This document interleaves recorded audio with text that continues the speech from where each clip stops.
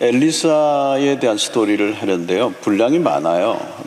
이걸 제가 한 연말 연초 특세 한 15번 정도 하면 괜찮은데 이게 5번 하니까 너무 아까운 것들이 있어서 3번 정도는 요 5번하고 3번은 철야로 연결이 시켰습니다. 그래서 철야 3주로 해서 하니까 이번 연권 새벽봉에 나오신 분들은 철야에 또 이어서 나오셔서 은혜를 누릴 수 있기를 바랍니다.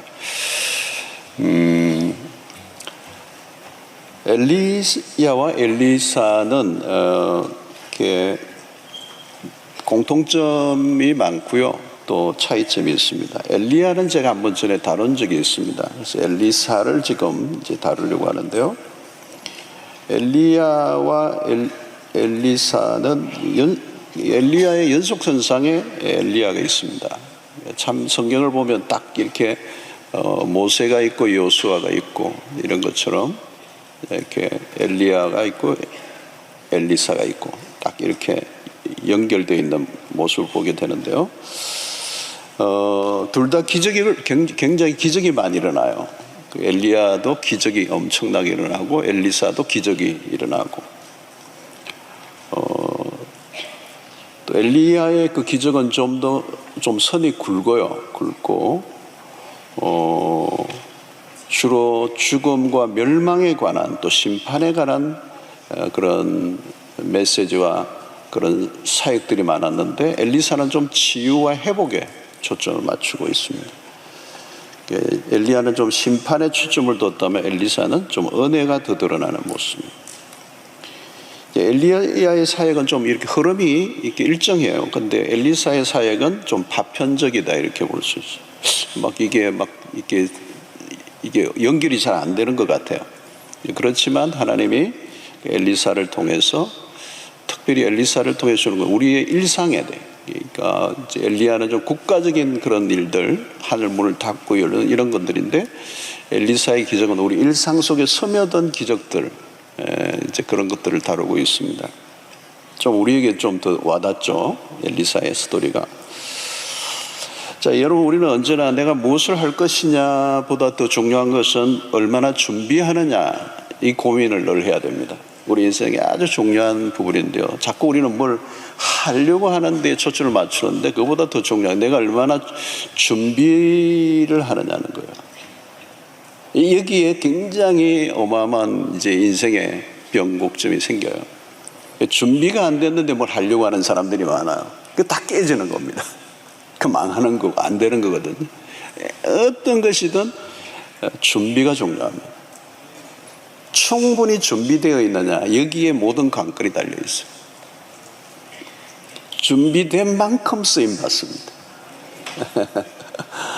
그러니까 우리는 겉으로 드러난 결과만 자꾸 보는 거죠. 와, 저런 결과가 있는데 나도 안 돼요. 안 되는 거거든요. 빠르다고 좋은 게 아니에요, 여러분. 우리는 자꾸 이제 결과주의로 가는 게 빨리 가려고 하는 거잖아요. 빨리빨리 문화가 우리 한국에 굉장히 많은데 이게 문제예요. 왜 빨리빨리 하려고 그러죠? 경쟁사회니까 그래요. 경쟁사회니까 나 뒤지면 안 돼요. 빨리 가려고 하고 빨리 가는 게 아니잖아. 걱정할 필요 없어요. 경쟁할 필요 없어요. 하나님의 백성은 여러분 경쟁하면서 싸워 이기는 패턴으로 살아가는 방식을 거부해야 돼요.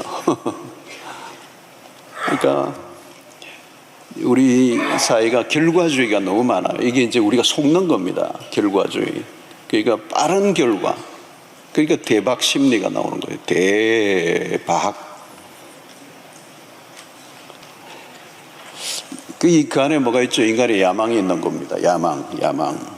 빨리 이룬 것은 빨리 무너집니다. 속지 말아야 합니다. 준비를 위해서는 시간이 걸려요. 충분한 준비를 하려면 많은 시간이 걸려요. 충분한 준비를 생략하면 값비싼 대가를 지불해야 합니다. 그래서 우리는 준비하는 기간을 공백기로 보는 경향이 있어요. 공백기야. 그 공백기가 아닙니다, 여러분. 늦어지는 게 오히려 빠른 거예요. 많은 사람들이 준비하는 시간을 과소평가합니다. 모든 것은 여기에서 결정이 되는데 가만히 보십시오. 우리의 삶의 실패와 성공은 갑자기 일어난 게 아닙니다. 이전의 시간을 복귀해 보면 답이 나오는 거죠. 지나간 시간을 어떻게 준비를 했는가. 부실한 삶은 부실한 준비로부터 시작된 것입니다. 그 결과가 그냥 그때의 결과가 난 게 아니고 이미 준비의 과정에서 결과가 결정되어 있는데 자기만 모르는 거지. 예. 여러분, 재능이 있어요. 근데 그 재능이 실력으로 다듬어지는 데는 시간이 걸립니다. 요즘 재능이 있는데 그 재능이 그냥 발휘되는 게 아니죠. 다듬어지는 시간이 필요해요. 인격은 더 마찬가지입니다. 인격이 다듬어지는 데는 더 많은 시간이 걸립니다. 실력은 이런 운동이나 이런 악기, 이런 실력은 그래도 어느 정도. 인격은 또 달라요. 그런데 이 실력과 인격이 같이 다듬어지는 세월은 또 굉장히 오래 가는 거예요. 실력이 있어서 어떤 레벨에 올랐어요. 어떤 지위에 올랐어요. 근데 인격이 안 돼서 다운돼 버려요. 그러니까 귀중한 것일수록 시간을 요구한다는 거예요. 여러분, 하나님은 서두르지 않으세요. 그런데 우리가 서두르는 거죠. 하나님은 우리가 준비되기를 원하십니다. 그 급조된 인물은 급류에 떠내려갑니다. 어디 가도 급조된 사람은 그건 오래 못 가는 거죠. 성경을 보십시오. 모세는 자기 동족을 애굽으로부터 해방시키려고 나섰다가 사람 죽이고 도망을 치죠. 현실과 자신의 그 꿈은 안 맞는 거잖아요. 그러니까 나이 40이고 애굽의 궁정에서 공부를 했으니까 최고의 엘리트 코스를 밟았습니다. 그런데 준비가 아직 안 되는 거예요. 인격도 준비 안 됐고 실력도 아직 준비 안 됐고 사람 때리 잡는 거예요. 40년 공부했는데. 매우 성급한 겁니다. 그래서 광야 40년을 보내고 나서야 하나님이 그를 부르신 거예요. 이게 우리 설교 늘 들었던 건데 얼마나 우리가 놓치는 부분입니까? 40년이 필요해서 더 40년. 그러니까 준비한다는 게 쉬운 게 아니라는 걸 우리에게 알려주는 거죠. 준비를 만만하게 보면 안 된다는. 40년으로 시기가 돌아가는 거예요. 신약의 바울을 보십시오. 다메섹 도상에 주님을 만나 회심한 이후에 아라비아 3년을 보냅니다. 근데 그 이후에도 보면요, 사도행전 13장에 바울과 바나바를 이제 선교사를 파송하는 그 장면이 실제적으로 이제 선교사로서 데뷔하는 장면으로 본다면 다메섹 도상 사건 이후에 상당한 시간이 흘렀어요. 아라비아 3년 이후에도 상당한 시간을 흐르고 난 다음에 역사의 무대에 서는 겁니다. 자, 오늘 엘리사도 마찬가지입니다. 엘리사가 그의 옷으로 엘리사에게 던지죠, 그죠? 그게 열왕기상 19장에 나와요. 엘리야의 그 옷을 엘리사에게 두른 그 순간이 출발인데 그 이후에 10년이라는 세월이고 더 많은 시간이 흐르고 난 다음에 지금 등장하는 게 열왕기하 오늘 2장으로 나와요. 그러니까 오늘 여기 본문에 나오기 전에 오래전에 벌써 시작이 된 거죠. 근데 준비 기간이 그렇게 필요하다는 거예요. 항상 여러분 질문을 던져야 됩니다. 내가 뭘 하느냐, 뭘 하고 싶은가 그거 묻지 말고, 그거 하지 말고 나는 준비된 사람인가. 하나님은 빠르지도 늦지도 않습니다. 하나님은 정확하신 분이고 항상 우리의 편에서 학습이 중요해요. 학습. 준비를 해야 돼. 준비. 그러니까 우리 학생들도 이제 준비를 하고 있는 거잖아요. 딱 준비하고. 자, 하나님의 사람들은 이 준비 기간에 뭘 해야 되느냐는 거죠. 가장 핵심적인 레슨이 뭐냐? 그러면 준비할 때 뭘 레슨을 해야 되느냐? 우리의 삶에 결정적인 영향을 미치는 것들이 있어요. 준비는 쉽지 않아요. 우리가 어떤 것을 경험하느냐, 이게 학습이잖아요, 그죠? 그러니까 우리가 어떤 것을 준비하고 어떤 것을 경험했는지 하나님은 우리를 테스트하시고 그 테스트를 통과해야 이제 등장을 하게 되는 거예요. 우리가 통과해야 될 테스트들이 있습니다. 큰 난관을 통과하기 전에 큰 위기가 찾아와요. 가장 어두운 시간이 새벽인 것처럼 아침이 밝아오기 직전이 어둡잖아요. 그러니까 이 엘리야도 그렇고 엘리사도 그렇고 그런 시기를 거치면서 준비가 되고 하나님의 테스트를 거치게 되는 겁니다. 자, 오늘 본문에 엘리야와 엘리사의 대화가 오늘 본문에 나와요. 그런데 2절과 4절, 6절을 보면 비슷한 패턴입니다. 엘리야가 엘리사에게 여기 너 머물러 있어라. 나는 뭐 요단에 간다, 여리고로 간다. 이렇게 얘기하는데 엘리사의 대답은 동일해요. 반복되는 거죠. 2절, 4절, 6절을 보면 너는 여기 머물라 그러니까 엘리사는 동일하게 나는 당신을 떠나지 않겠습니다. 그렇게 2절, 4절, 6절이에요. 똑같아요. 패턴이. 그러니까 엘리사는 여호와의 사심을 두고 맹세하기를 나는 당신을 떠나지 않겠습니다. 엘리야는 여기 머물러 있어라. 내가 갈 테니까 너는 여기 머물러 있어라. 이런 대화 속에서 이제 우리 핵심적인 메시지는 뭐냐면 엘리야가 스승 엘리야에 대한 충성된 모습을 보이고 있습니다. 엘리사는 엘리야와의 관계를 계속 신실하게 유지하기를 원한다는 거예요. 그래서 여기에서 보여주는 것은 엘리사의 태도가 매우 확고부동해요. 확고부동.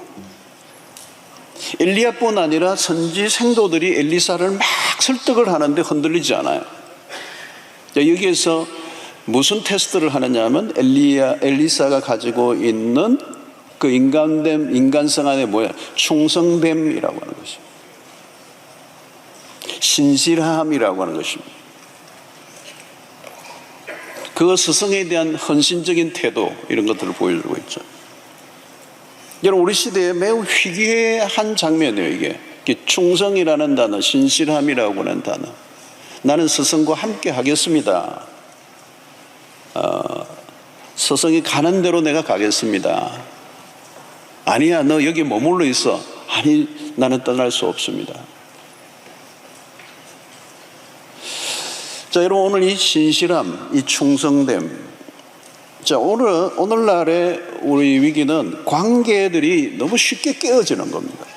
관계가 깨어지는, 쉽게 관계가 깨어져요. 관계를 너무 우습게 여기는. 결혼이든 우정이든 뭐 교우관계든 너무 쉽게 관계가 깨어져요. 지속적인 헌신을 보기 어려운 거죠. 이 관계를 유지해 나가는 것, 그 관계 안에서 신실함을 지켜가는 것, 이게 너무너무 중요한 거예요. 이 귀중한 가치들이죠. 귀중한 가치들이 뭐, 요즘은 우정이 다 무너지고, 10년, 20년, 30년 우정이 그냥 팍 깨져버리고, 부모와 자녀와의 관계도 깨어지고, 형제 간의 관계도 막 깨어지고, 위기에는 뭐가 있죠? 매우 편의적이고 계산적인, 여러분 신실함을 지켜가려고 하면 많은 대가를 지불해야 합니다. 관계를 유지해 나가는 거 어려운 겁니다. 어마어마하게 어려운 겁니다. 우리는 조금이라도 나은 것이 있으면 마음을 확 바꿔버리는 것이 이런 시대를 살고 있습니다. 좀 더 나은 조건이 있으면 내팽겨쳐 버려요. 좀 더 나은 연봉이면 뭐 다른 거 다 계산할 필요 없어. 좀 더 나은 파트너, 좀 더 나은 직장, 좀 더 나은 환경, 좀 더 나은 교회, 좀 더 나은 지도자, 좀 더 나은 사랑방,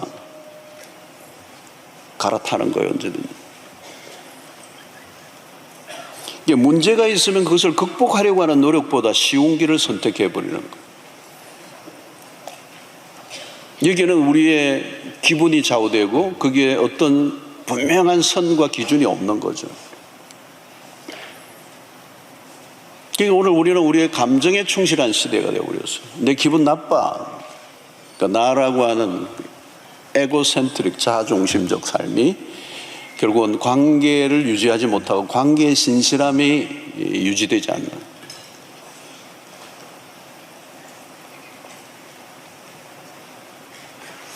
우리는 지금의 관계보다 또 지금 내가 속해 있는 것보다 더 멋진 곳이 있을 것이라고 하는 막연한 기대를 가지고 있어요. 그러나 여러분, 지금의 자리를 지키는 것, 지금의 관계를 유지하는 것, 그 관계들 안에 충성함을 다하는 것, 하나님은 능력 있는 사람 이전에 충성된 사람을 찾고 있습니다. 오늘 우리 사회는 너무 어빌리티, 능력 중심이에요. 능력 있는 사람 이전에 충성된 사람을, 신실함을 가진 사람들.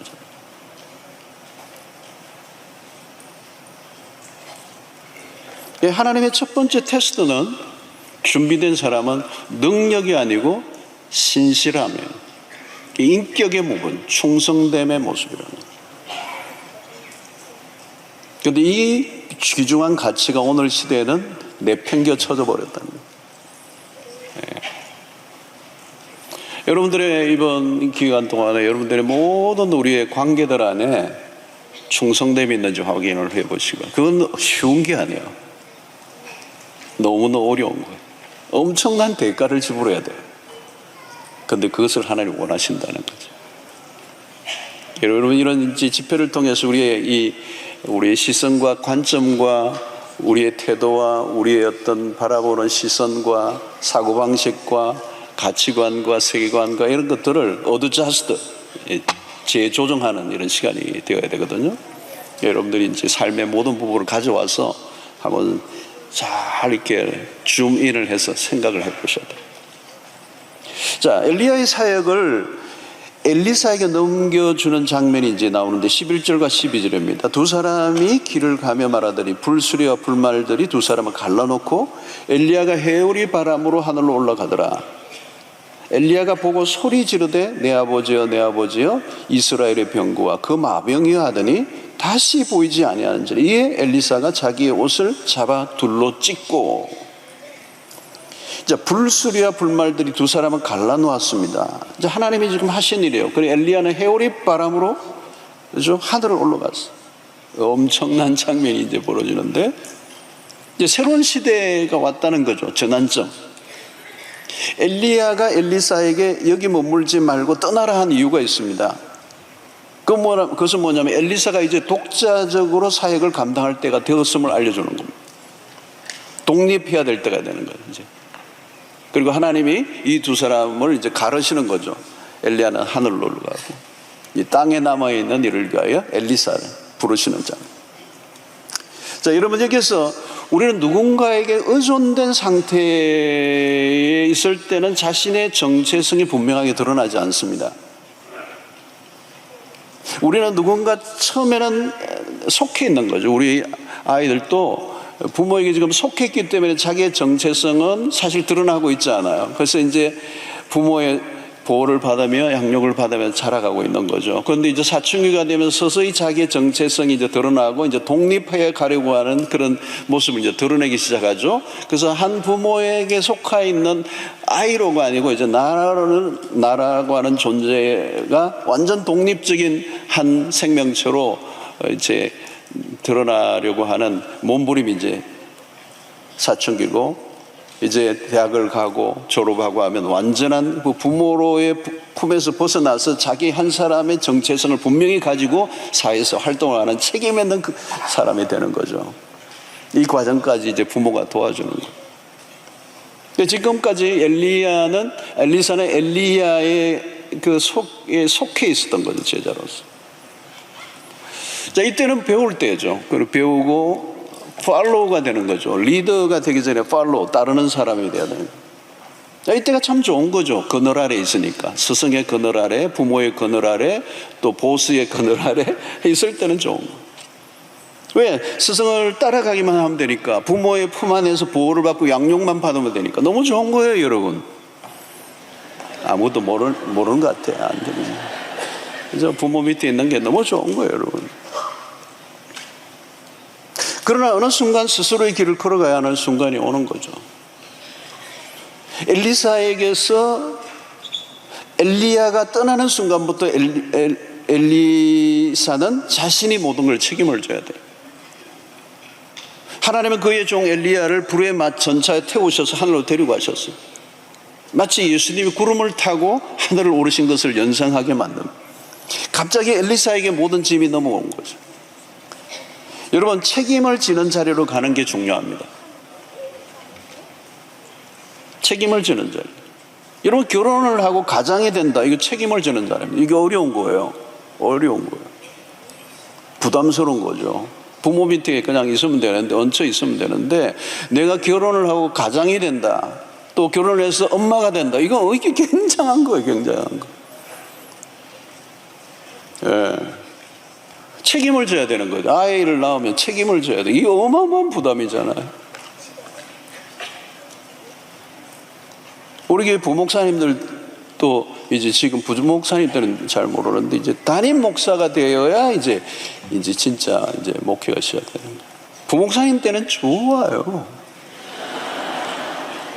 책임을 안 져도 돼요. 책임은 담임 목사가 지는 거니까. 그래서 담임, 우리 교회는 아이들도 전부 다 나보고 담임자를 붙이더라고요. 담임 목사님이시다, 이렇게 담임자를 많이 붙였는데, 부담스러운 얘기야 그게. 담임 선생님, 요즘은 담임 선생님 안 하려고 그런다고 그러대, 학교에서는. 여러분, 책임을 진다는 걸 어려운 거예요. 근데 여러분, 져야 할 책임은 져야 돼요. 여러분, 책임을 져야 할 사람이 책임을 지지 않으면 문제가 심각해지는 거예요. 그게 오늘 세상의 혼란이에요. 그러면 여러분, 책임을 져야 될 때 책임을 안 지면 나중에라도 대가를 지불해야 돼요. 자신의 나이와 자신의 신분과 자기의 위치에 맞는 책임을 져야 돼요.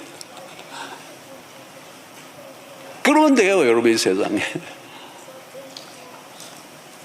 자신의 자리에서 능력을 발휘하면 돼요. 오늘 뭐 이런 세상 혼란한 거 하나도 없습니다. 각자 자기의 자리에서 자기의 위치에 맞는 자기의 책임만 지면 이 세상은 걱정할 거 하나도 없어요. 근데 누군가 책임을 져야 되는데 책임을 안 지면 그 책임이 누군가로 넘어가잖아요. 그러다 문제가 생기는 거예요. 거기서 혼란이 오는 거예요. 남편이 남편의 위치에 책임을 지고, 아내가 아내의 위치에 책임을 지고, 뭐 장남이면 장남의 책임을 지고, 선생님은 선생님의 책임을 지고. 여러분, 성품의 테스트를 해야 돼요. 첫 번째는 충성됨이에요. 그 충성됨은 관계 안에서의 충성됨이에요. 이거 어마어마하게 어려워요. 어마어마하게 어려워요. 그런데 여러분, 성품의 테스트로만 안 돼요. 능력의 테스트가 있어야 돼요. 책임을 지는 건 능력을 발휘하는 거예요. 능력이 없으면 책임을 못 져요. 용기만 있어야 되는 게 아니에요. 능력이 있어야 돼요. 자리에는 앉을 수 있어요. 그런데 자리에만 앉아있는 게 중요한 게, 그 자리에 걸맞는 책임을 져야 돼요.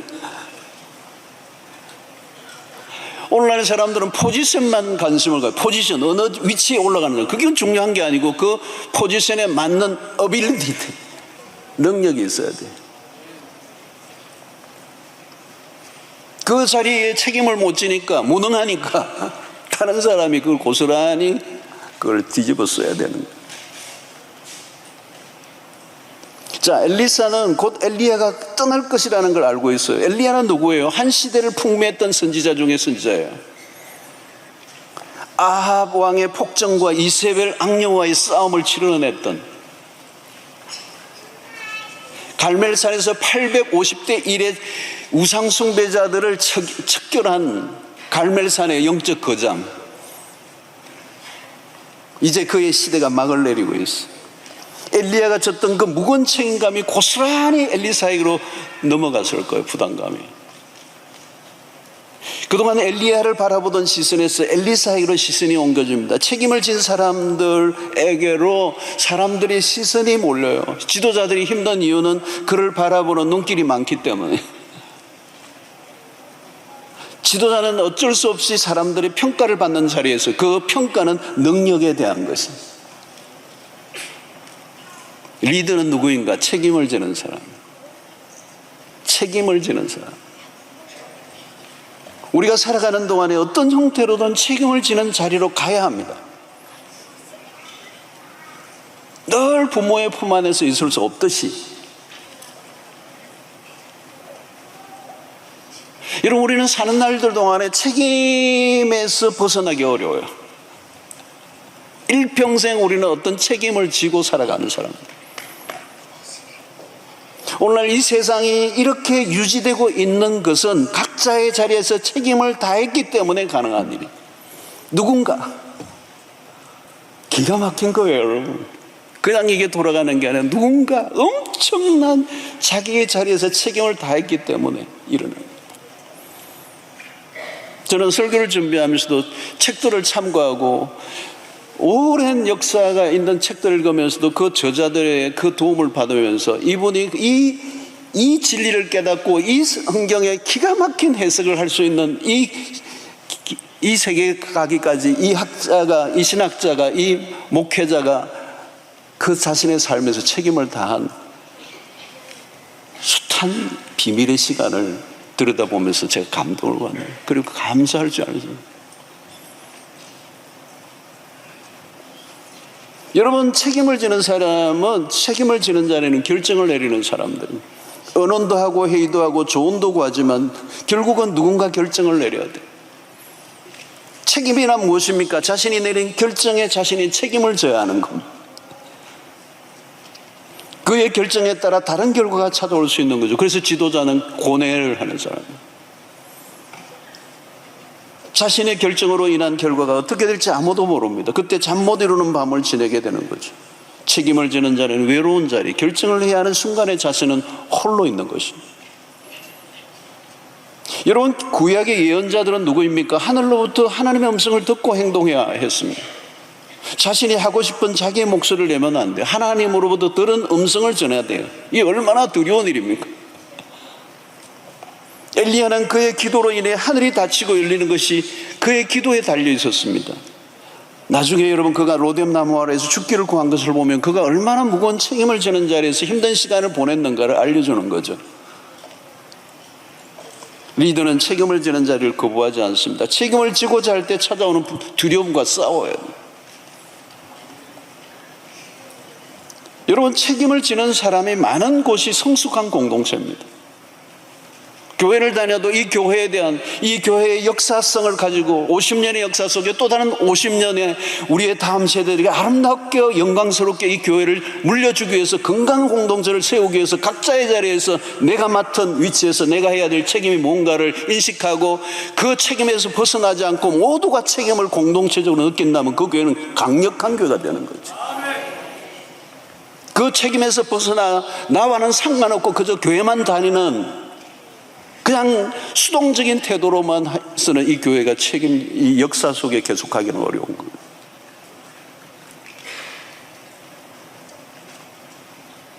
문제가 생기면 서로 책임을 지려고 하는 공동체.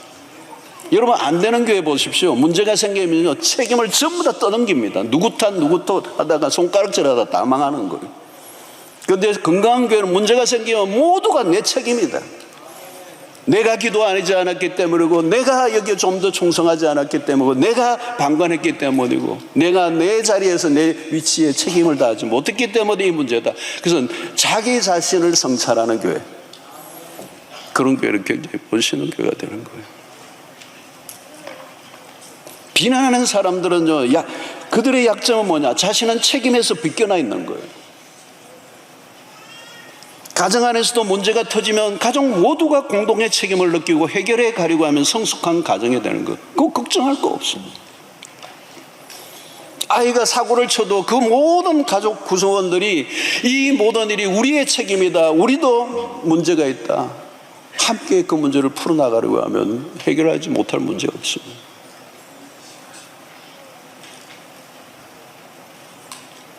여러분, 책임을 지는 사람을 사람들이 따라갑니다. 사람들은 누구를 신뢰합니까? 책임을 지고자 하는 사람을 신뢰합니다. 누구 탓하지 않고. 위험이 따르고 값비싼 대가를 치르더라도 책임을 지는 사람, 그런 리더를 기꺼이 따르는 거예요. 엘리사는 이제 그가 엘리야를 대신하여 따를 준비가 되어 있습니다. 자, 이제 7절 8절 보겠습니다. 선지자의 제자 50명이 가서 멀리 서서 바라보며 그 두 사람이 요단가에 서 있더니 엘리야가 겉옷을 가지고 말아 물을 치매 물이 이리저리 갈라지고 두 사람이 마른 땅 위로 건너더라. 요단 물이 겉옷을 가지고 말아서 물을 치는데 이리 갈라지고 저리 갈라지고, 그리고 그 곳을 마른 땅같이 건너다. 여러분, 여기 기적이 일어난 거죠. 기적이, 그죠? 초자연적인 기적이 일어난 겁니다. 그 옷으로 막 치는데 그냥 물이 막 갈라져. 제가 위옷을 벗어가지고 했는데 광안리 바다가 막 갈라지고 막 이러니까. 뭐 여러분, 이리 어떻게 했어요, 여러분? 자, 여러분, 여기에서 기적을 이제 보여주시는 거죠.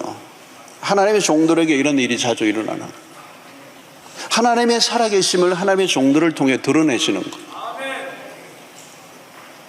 이 기적이라는 게 굉장히 중요한 겁니다. 이번에도 이제 기적을 계속 다룰 텐데, 기적을 통해서 우리에게 주시는 메시지는 기적 자체보다 하나님의 종에게, 그 기적을 행하는 하나님의 종에게 하나님이 함께하고 있다는 사실을 사람들에게 증거하는 일입니다. 그러니까 기적의 핵심은 하나님이 살아계시다는 거예요. 그러니까 우리가 기적의 도구가 될 때, 기적을 행할 때에 하나님이 함께 계시구나, 하나님이 저 종과 함께 하고 있구나. 그러니까 하나님이 당신 자신을 알려주시는 방식이 기적을 통하여 나타나요. 모세가 막대기 하나로 애굽의 그 제왕인 바로 앞에로다가 그를 굴복시킵니다. 기적이죠. 애굽의 술객들보다 압도하는 기적들, 하나님이 그와 함께 하심을 유감없이 보여준 거죠. 여러분, 이것이 바로 영권입니다.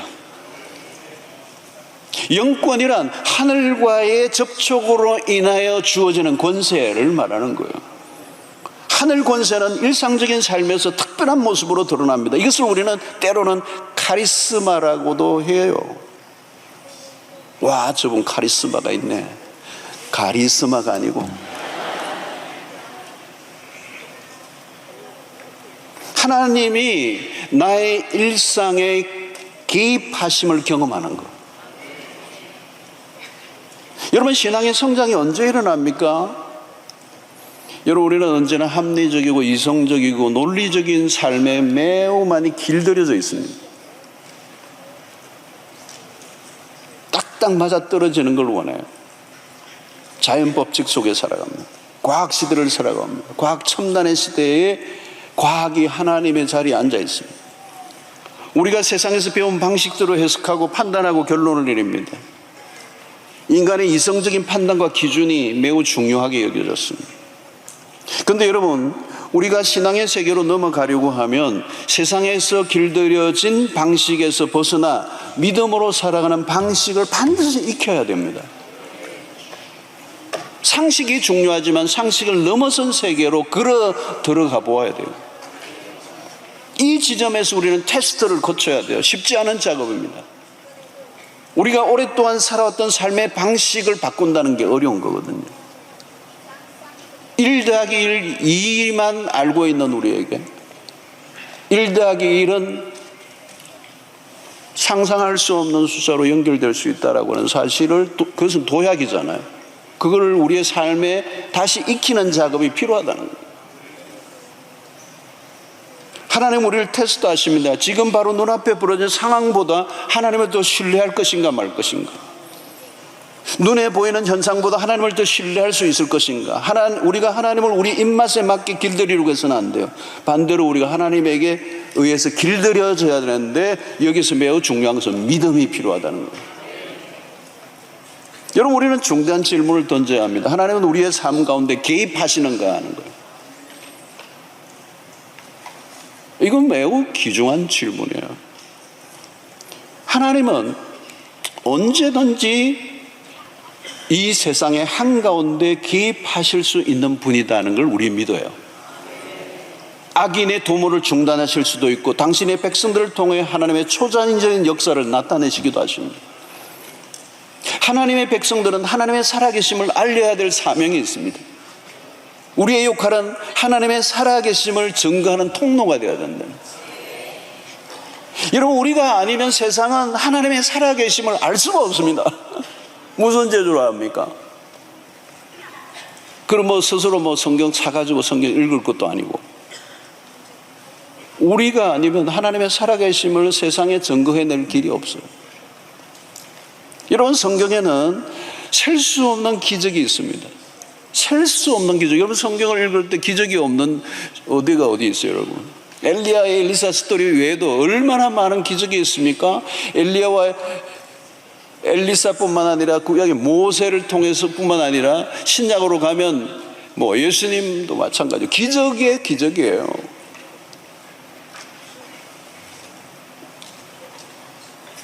엘리야의 하나님은 기적의 하나님이에요. 이제 엘리야를 통하여 기적을 행하시는 하나님을 우리는 또한 만납니다. 왜 기적이 필요합니까? 엘리야는 폭력적인 통치자로부터 백성들을 구원의 길로 이끌어내야 하기 때문에 일상 속에 하나님이 살아계신다는 걸 알려야 되는 거죠. 그게 우리의 소명입니다. 하나님은 악을 심판하십니다. 기적을 통하여 악인을 멸하십니다. 모세의 손으로 시작된 기적은 바로를 굴복시킵니다. 그리고 당신의 백성들을 억압으로부터 구출하여 자유롭게 하십니다. 하나님이 살아계시다는 것, 이것을 입증하는 삶이 카리스마예요. 지금도 하나님은 일하고 계시고 구체적으로 행동하시는 하나님. 우리의 신앙이 피상적으로 변하지 않아야 합니다. 심각한 문제 중 하나는 신앙생활을 하다 보면 나도 모르게 신앙이 피상적으로 변한다는 거예요. 여러분, 신앙이 피상적이 된다는 말은 현실과 신앙이 동떨어져 있는 거예요. 그러면 그때부터 신앙생활이 좀 지루해져요. Nothing happen. 아무 일도 일어나지 않아.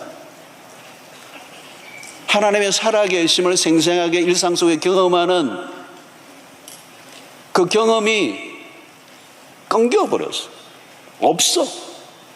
그때부터 뭐가 되는 거죠, 여러분? 종교인이 되는 거예요. 종교인이에요. 종교 생활을 하는 거예요. 신앙생활과 종교생활은 다른 겁니다. 제가 제 설교에 어마어마하게 많은 분량이 거기에 들어가 있어요. 종교화되어 버리면 경직되고 거기는 생명력이 없어요. 진부해진 거죠. 그러면 종교시장, 종교 마켓을 다니는 거예요. 그 소비자로 전락하는 거예요. 교회 활동 혹은 교회 놀이 혹은 프로그램 소비자로 전락하는 거예요. 그게 자기의 신앙생활이라고 착각하는 거예요. 그렇게 되면 교회가 무엇을 하는 곳인지, 신앙으로 산다는 게 무엇인지가 불분명해지는 거예요. 그런 교회가 너무 많아졌어요. 지금은 그냥 놀고 있는 거예요. 놀고 있는 거. 교회 안에서 놀고 있는 거예요.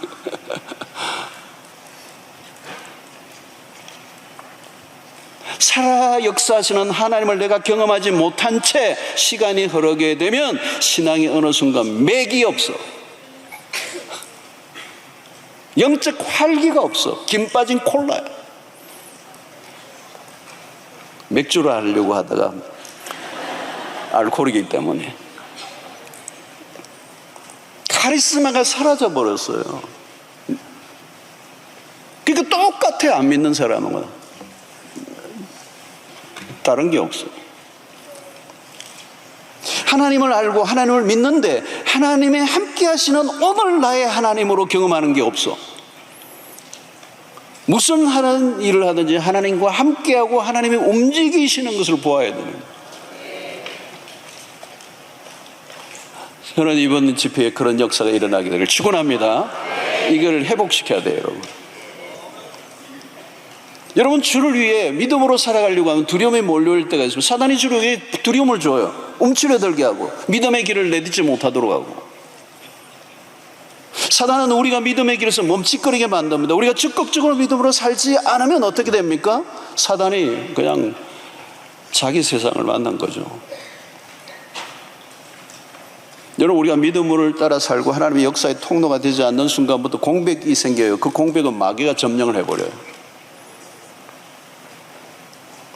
앞으로 며칠 동안 엘리사의 이 행적을 따를 때 보십시오. 얼마나 많은 기적들이 일어나는가. 엘리야의 기적은 대체적으로 나라 전체에 영향을 주는 것들이었습니다. 엘리사의 기적은 좀 달라요. 그 기적이 일상으로 가져온다는 것. 이게 우리가 관심을 가져야 될 부분입니다.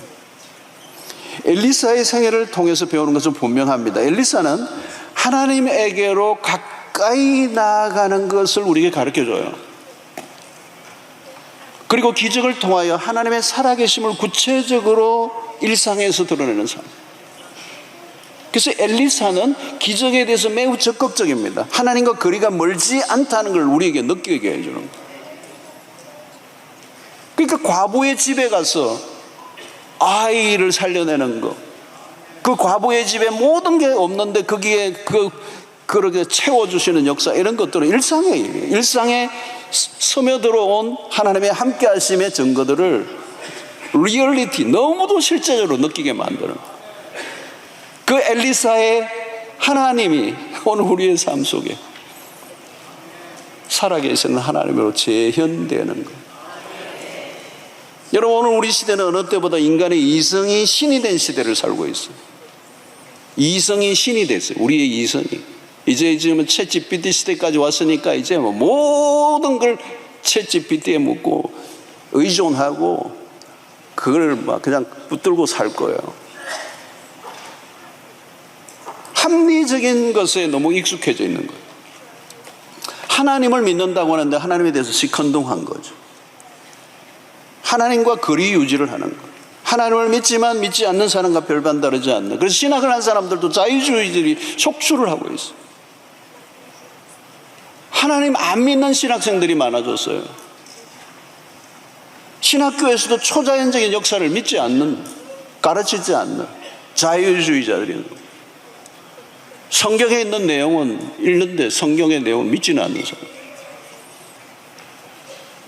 여러분, 자유주의만 자유주의입니까? 우리도 마찬가지예요. 여러분, 믿는다고 말은 하는데 실제로는 삶은 그것과 동떨어져 있다면 유실론적 무실론자죠.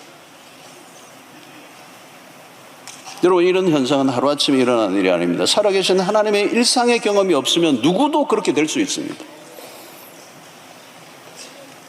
하나님을 나의 이성에 가두어 두면 안 돼요. 하나님은 우리 이성을 능가하시는 거예요. 이성에 가두어진 하나님을 우리가 왜 믿어요, 여러분? 내 이성의 세계를 벗어나 계신 분이기 때문에 우리는 그분을 믿는 거죠.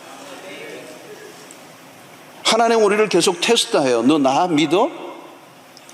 하나님의 능력을 개인적으로 경험해야 돼요. 아무리 탁월한 간증을 듣고 또 들어도 내 간증이 없으면 안 됩니다.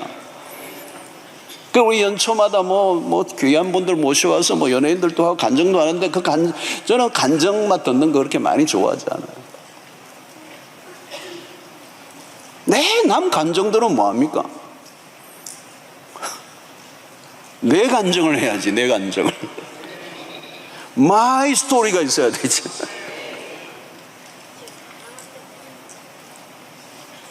이거 정말 내 삶에 일어난 간증이야. 내 삶에 일어난 기적이야. 내 삶에 하나님은 살아계셨어. 하나님은 한순간도 살아계시지 않은 적이 없었어. 이 일도 간증이고 이 일도 간증이고 간증이 쏟아져 나와야지. 할렐루야. 여러분, 이번에 그거 하셔야 돼요. 경험하셔야 돼요. 며칠 동안이라도 가능해요. 여러분, 우리가 일상에서 믿음을 따라 살아가야 합니다. 믿음을 따라 살려고 할 때 늘 찾아오는 게 위험한 길이잖아요. 그러니까 여러분, 지금 하나님을 경험하려고 하면요, 내 보편타당한 이성에 갇혀있는 그런 세계에서 벗어나야 돼요. 그게 상식적인 수준을 약간 벗어나면 위험해지는 거예요. 그러니까 믿음의 삶은 언제나 위험한 선택이고 위기가 찾아오고 그 위기를 넘었을 때 하나님을 경험하는 거예요. 근데 위험한 선택을 내가 전혀 하지 않아. 설명 가능한 행동만 해. 딱딱 떨어지는 것만 해. 근데 무슨 하나님이 역사할 공간이 있어요? 없지. 여러분, 이번에 하나님을 믿으면 뛰어내려야죠. 그죠? 왜 뛰어내려라는데 하나님 말고 또 없나요? 뭐 이렇게 찾는 것처럼. 자, 겉옷으로 물을 치는 엘리사의 모습을 보십시오. 이상하잖아요. 겉옷 벗가지고 막 치고 있단 말이에요. 뭐 하는 거예요, 여러분? 막 겉옷으로 했는데 아무 일도 일어나지 않으면 이거 뭐 보통 일이 아니죠. 또 물이 갈라질라 말라 하고 이러면 안 되잖아요. 물만 흔들리고 이러면 안 되잖아요. 그게 아찔한 일이에요, 여러분. 옷을 들고 막 내리치는데 믿음이 생기니까 그 일을 한 거 아니겠어요? 이거 창피 당하면 어떡하지? 여러분, 믿음의 삶은 다른 사람이 삼자가 볼 때는요, 매우 위험한 행동을 해요. 그게 믿음으로 살았던 사람들이에요. 저 뭐지? 우리가 평소에 못 보던 모습이에요. 다른 사람이 보기엔 당황스러운 모습을 하는 거예요. 지금 옷을 벗어 던지고 막 내리치는데 이상한 행동이에요. 믿음의 길은 세상의 사람들이 일반적으로 걸어가는 패턴이 아니에요. 보편타당한 상식적인 수준을 훨씬 더 넘어설 때가 많아요. 여러분, 우리가 그 믿음으로 살지 않으면 하나님을 기쁘시게 할 수가 없어요. 하나님은 세상 속에 하나님 당신이 누구신가를 드러내는 걸 기뻐하세요.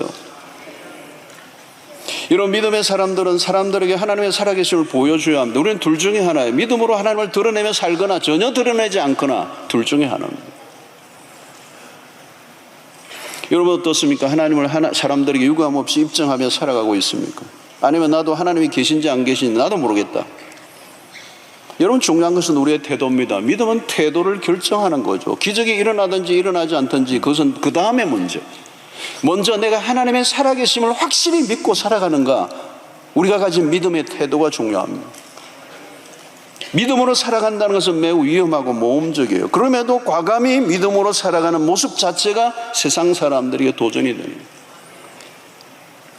눈에 보이는 것이 전부라고 믿고 살아가는 사람들에게 믿음으로 살아가는 게 무엇인가를 보여줘야 하는데, 오늘도 우리도 모르게 교회 안에 신앙생활을 오래 하다 보면 우리는 이런 믿음의 삶을 선택하지 않고 도전하지 않고 위험한 길보다는 안정된 설명 가능한 매우 전형적인 종교인으로 전락해버리는 거예요. 솔직히 믿음 없음으로 고백해야 됩니다. 자, 여러분, 드디어 엘리야가 엘리사에게 원하는 게 무엇인가를 물어요. 오늘 9절에 보니까 건너매 요단 강을 건너요. 엘리야가 엘리사에게 이르되 나를 내게서 데려감을 당하기 전에 내가 내게 어떻게 할지를 구하라. 엘리사가 이르되 당신의 성령이 하시는 역사가 갑절이나 내게 있게 하소서. 이 유명한 구절이 나와요. 그러니까 엘리사가 이제 준비됐다는 걸 안 거예요. 그러면서 너가 뭘 원하느냐. 이제 엘리야가 이제 떠날 기약이 오니까 젊은 엘리사에게 이제 모든 걸 넘겨주고자 하는 거예요. 내가 내게 어떻게 할까? 무엇이든지 구하라. 엘리야가 모든 걸 주고 싶어요. 그때 엘리사의 대답이 당신의 성령이 하시는 역사가 갑절이나 내게 있게 해 주십시오. 여러분, 여기에서 한번 잠시 여러분들에게 질문을 해보세요. 하나님이 만약에 오늘 나에게 너 딱 하나 원하는 거 얘기해봐라. 그럼 뭘 얘기하시겠어요? 이거 따라하지 말고, 오늘 본문 따라하지 말고. 솔로몬에게 물으니까 그 솔로몬이, 그러니까 자기의 위치에서 자기에게 가장 필요한 게 무엇인지를 아는 게 중요해요. 막 구하는 게 아니고. 이건 뭐냐면 내 심장 가운데 늘 꿈틀거리고 있는 something, 뭐가 있어야 돼요. 치면 나오는 게 있어야 돼. 생각하는 게 아니야. 그게 아니면 아직 내가 구할 게 뭔지를 모르고 있는 사람이야. 구해도 엉뚱한 걸 구하는 사람. 자, 엘리사가 구하고 싶은 게 많았겠죠. 구한다는 게 뭘까요? 나에게 필요한 거잖아요. 나에게 부족한 것, 내가 채워져야 될 것. 여러분, 나에게 부족한 게 뭔가를 알아야 돼요. 나에게 진짜 지금 현재 내 삶을 바꾸고 놓을 수 있는 그게 뭐냐는 거예요. 여러분, 이 구하는 것에서 수준 차이가 나요. 기도에서 수준 차이가 나는 거예요.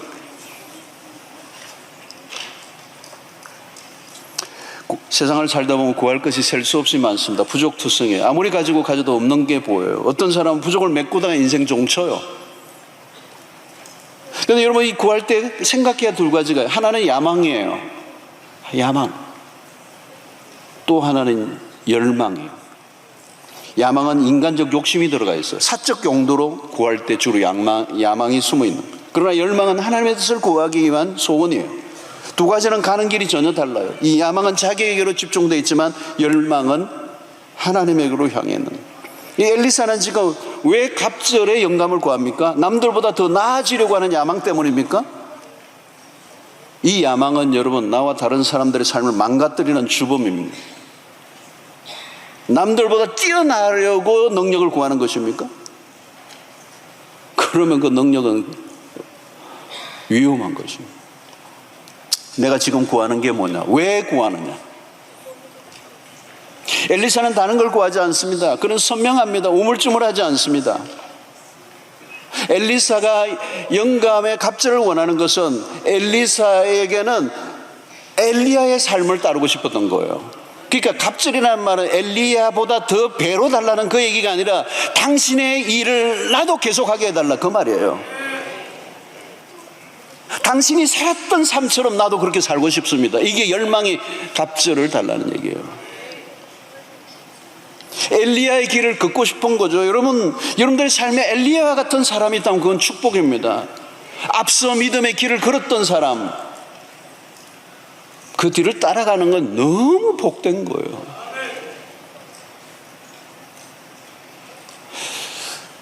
엘리야는 추정하기 어려운 모델이었습니다. 엘리야는 구약시대 한가운데 우뚝 서 있어요. 변화산에서 모세와 엘리야를 주님이 소환하고 대화했던 인물.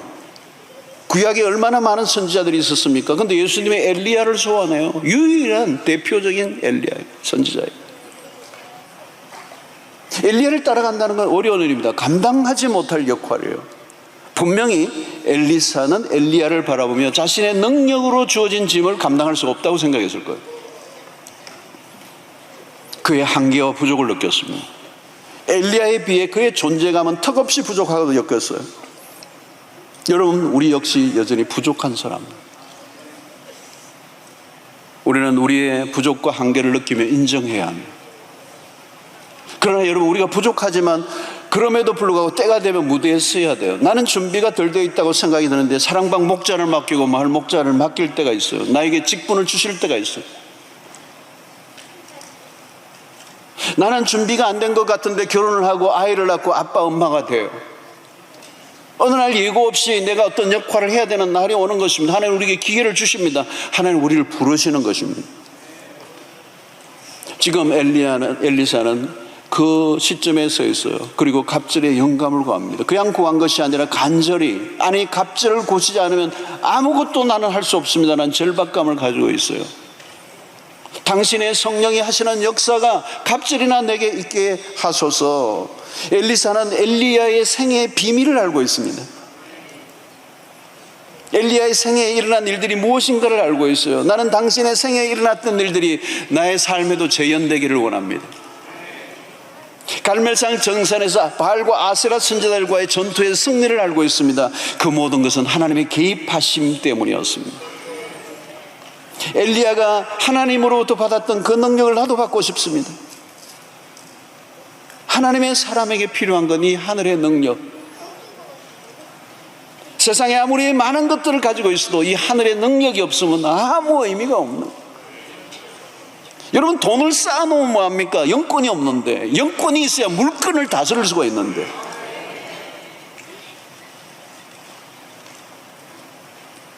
영권도 없는데 물건만 있으면 뭐예요? 물건이 나를 짓눌러가지고 그게 짓눌려 죽는 거잖아요. 영권이 있으면 여러분, 세상에 권세가 있고 모든 게 다 주어져도 흔들리지 않아요. 요동하지 않아요. 그 영권으로 그 모든 것을 다스릴 수 있는 역사가 있는 거예요.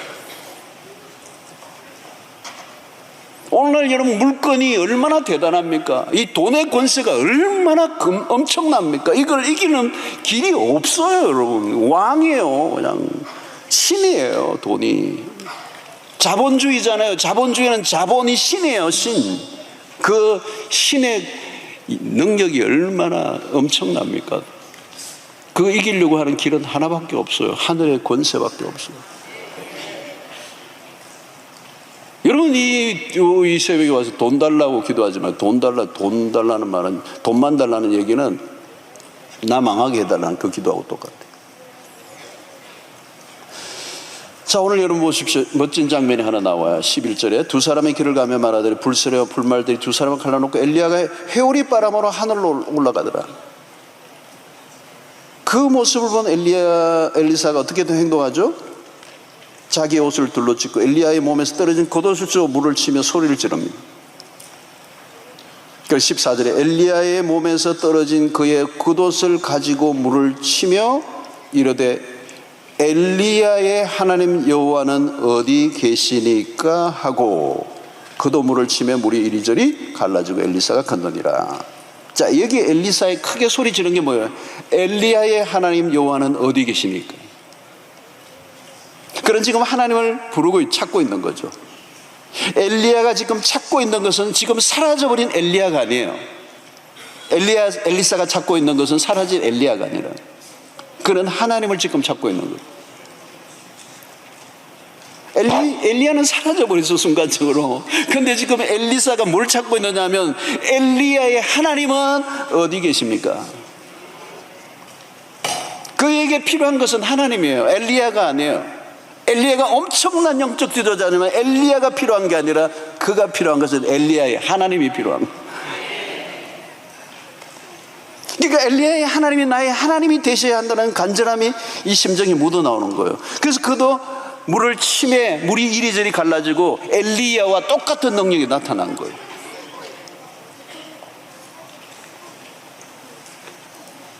성도 여러분, 여기에서 굉장히 중요한 건 뭘까요? 그 엘리야의 옷을 가지고 치니까 엘리야의 능력이 엘리사에게도 나타났어요. 그 엘리사의 소리가 뭐예요? 엘리야의 하나님 여호와는 어디 계십니까? 근데 그 말을 하고 하는데 능력이 나타났다는 말은 뭘까요?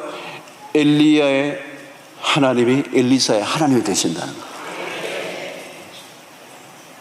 하나님 어디로 떠나신 게 아니에요. 엘리야가 떠난 거지. 엘리야의 하나님은 엘리사와 함께하고 계신다.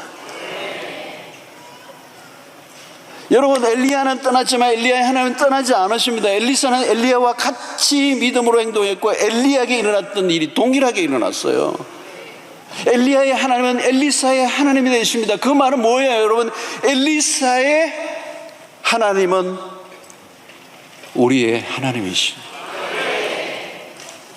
다른 사람들이 하나님의 살아계심을 경험한 이야기를 들으면 반드시 우리에게도 일어날 수 있다는 걸 믿고, 방식은 다르지만 하나님의 살아계심을 동일하게 경험할 수 있어야 돼요. 엘리야의 하나님, 엘리사의 하나님, 엘리사의 하나님, 나의 하나님. 그리스도인이라면 우리가 구할 것이 있습니다. 하나님의 능력, 할 일이 많아요. 우리가 원하든 원치 않든 하나님 우리를 부르시고 우리를 사용하고 싶어 하십니다. 우리가 가진 것으로는 안 돼요. 그래서 우리는 하늘의 능력을 구하는 것입니다. 하늘의 영권을 가져야 세상을 이길 수 있습니다. 영권이 없으면 세상에 질질 끌려다니게 돼 있어요. 엘리야는 갈멜살 정상에서 850대 1로 맞서 싸워 이겼습니다. 850명의 거짓 선지자들이 화려한 옷을 입고 깃발을 흔들고 있을 때 850명 여러분, 그들 앞에 당당히 걸어갔던 엘리야라는 생각해 보십시오. 얼마나 두려움을 주는 상황이에요. 마치 골리앗 앞에 이스라엘 백성들이 벌벌 떠는 것과 같은 모습. 850대 1. 그런데 여러분, 엘리야는 당당해요. 850이 아니라 8,500이라도 엘리사는 홀로 당당히 서서 거짓 선지자를 처단했던 그 능력의 비결은 어디예요? 엘리야의 하나님 때문에. 성도 여러분, 우리가 사는 세상은 지금 불신앙적 분위기들이 가득합니다. 하나님을 조롱하는 사람들, 대놓고 조롱하는 사람, 신자들을 우습게 보는 사람들이 많아졌어요. 여러분, 세상 사람들이 그리스도인들을, 교회를 우습게 여기면 여러분 어떻게 여겼어요? 그러면 여러분 그냥 잠이 와요?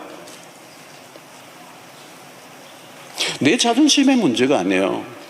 그렇죠? 하나님의 명예. 여러분, 우리는 늘 홀로 있을 때가 많습니다. 직장이든 학교이든 예수를 믿는 사람이 희귀해졌습니다. 이 시대를 우리는 배교의 시대라고 말해요. 심지어 교회를 다니긴 하지만 불신자보다 더 못하다고 소리를 듣는 교인들도 있어요. 조롱을 합니다.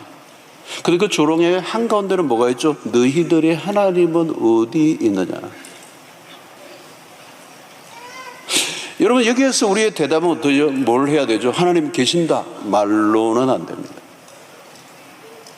말로 될 싸움이 아니에요. 교리 싸움도 아니고 이론으로 될 일이 아니에요. 우리가 보여줘야 돼요. 예수장이 말만 잘한다, 이 소리는 이제 들으면 안 돼요. 하나님은 강하신 분입니다. 하나님은 당신의 능력을 드러내고 싶어 하십니다. 엘리야와 엘리사 시대와 같아요. 오늘이 굉장히 영적 기근의 시대예요. 엘리사 시대와 엘리야 시대와 너무 닮아 있어요. 이 시대가. 여러분, 엘리사에게 임하신 성령은 엘리사에게도 머물러 역사하신 동일하신 분이에요. 이 어두운 시대, 절망적인 시대, 이 세상 안으로 들어가면 절망과 우울과 허무와 현실 도피로 가득 차 있어요. 오늘 엘리사의 이야기를 통해서 우리의 암울한 현실 속에 찾아오시는 하나님을 여러분들 모두가 만날 수 있게 되기를 축원합니다. 엘리사 이야기의 마지막이 무엇인지 아십니까? 엘리사의 마지막 스토리가 열왕기하 13장 끝부분에 나오는데요. 엘리사가 죽어요. 죽은 지 한참 지난 이후인데 하나님이 엘리사의 뼈를 사용하여 죽은 이스라엘을 살려내세요. 그게 엘리사 스토리의 마지막이에요. 놀라운 거예요. 엘리사의 죽은 뼈가 여전히 죽은 이스라엘의 생명을 드러냈어요. 무엇을 의미합니까? 뼈는 뭐예요? 죽음이에요. 죽은 몸. 죽어도 한참 오래된 죽음. 근데 죽었다라고 말을 할 때 모든 게 끝났다는 그 결론이 난 그곳에서 하나님은 생명의 역사를 일으키시는 하나님. 하나님은 세상의 사람들이 끝이라고 하는 지점에서 일을 하시는 분이세요. 오늘 우리에게 필요한 것은 부활신앙이에요. 부활이 뭐예요? 여러분, 죽었다는 곳에서 시작하시는 역사, 그게 부활이잖아요. 모두가 절망하고 모두가 더 이상 아무것도 할 수 없어 소망의 불이 꺼지고 절망할 때 하나님의 생명의 능력을 드러내는, 모두가 끝이라고 얘기하는 지점에서 지금이 시작할 때라고 선포할 수 있는 사람들이 필요한 거죠. 예수 그리스도는 어제나 오늘이나 부활의 주가 되십니다. 다시 살리시는 일을 기뻐하시는 분입니다. 죽은 자를 살려내십니다. 하나님은 살아계신 분입니다. 여러분, 엘리야의 하나님은 어디 계십니까? 갈멜산에서 바알을 섬기는 선지자들이 소리를 치고 노래를 부르고 춤을 추고 나중에는 피를 흘리며 자기의 신들에게 부르짖는데 아침부터 저녁까지 바알의 이름을 불렀는데 그 아무 일도 일어나지 않았어요. 엘리야가 그들에게 너희들이 신이 어디 있느냐? 외출 중이냐? 묵상하나? 너의 신들이 잠이 들었나? 아무 일도 일어나지 않는 이방 그 바알 신을 섬기던 응답 없는 신을 향해 부르짖다 지친 영혼들. 그러나 엘리야가 기도하는 순간 하늘로부터 불이 임해요. 오래 하지도 않아요. 그냥 부르짖는데 그냥 불이 떨어져요. 불로 응답하시는 하나님. 하나님의 임재하심이 확실하게 드러나고 하나님의 능력이 임하고 엘리야의 하나님, 그 하나님을 실제로 경험하지 않으면 예배는 바알을 섬기던 그들과 똑같이 종교적 쇼로 전락하고, 여러분, 예배는 공연이 아닙니다. 신앙생활은 클럽 활동이 아닙니다. 우리에게 능력이 필요해요. 하나님 되심을 세상 속에 드러내야 돼. 당신들이 믿는 하나님은 참으로 살아계시다. 이 엘리야와 엘리야의 시대는 배교의 시대예요. 하나님을 섬기는 백성들이 바알 숭배로 기울어져 있던 시대. 오늘날로 친다면 하나님보다 돈을 더 하나님으로 섬기는 이 시대, 이 배교의 시대. 이제 우리에게 주어진 사명은 교회 안뿐만 아니라 밖에까지 하나님의 살아계심을 입증해내야 하는 사명이 우리에게 있습니다. 어떻게 해요? 하나님으로부터 능력을 부여받아야 하나님의 백성답게 살게 되는 것입니다. 하나님을 하나님으로 경험하지 못하면 늘 머뭇거리는 자, 정체성이 모호해. 내가 신자인지 안 신자인지 어디도 끼지 못하고 기준도 없고 눈치 보고 머뭇거리고. 성도 여러분, 오늘날은 탈종교, 탈교회화 시대, 교회 쇠퇴기라 말합니다. 이제 우리의 믿음이 시험대 위에 놓여져 있어야 합니다. 하나님의 능력을 우리의 삶을 통하여 입증해 낼 수 있어야 합니다. 엘리야의 하나님, 엘리사의 하나님, 나의 하나님이 될 때 엘리사 역시 엘리야가 탔던 승리의 마차를 타게 될 거예요. 엘리야의 그 라스트 씬은 승리하는 그 체리엇, 그 마차를 타고 불마를 타고 하늘을 향하여 올라가는, 입성하는 그 영광스러운 승리의 마차를 엘리야의 하나님을 믿었던 엘리사가, 그리고 엘리사를 의 하나님을 믿는 우리가 경험하게 될 때 그 승리가 오늘 우리에게도 주어지게 될 줄로 믿습니다. 하나님이 살아계십니다. 하나님께 능력을 구하십시오. 그 능력은 야망이 아니라 하나님의 살아계심을 온 땅 가운데 드러내며 우리를 통하여 세상에 하나님의 영광을 드러내는 여러분들을 하나님은 지금도 부르고 계십니다. 여러분들을 사용하기를 원하십니다. 오늘 또 이 아침 영권을 구하시기를 축원합니다. 우리 찬양하나.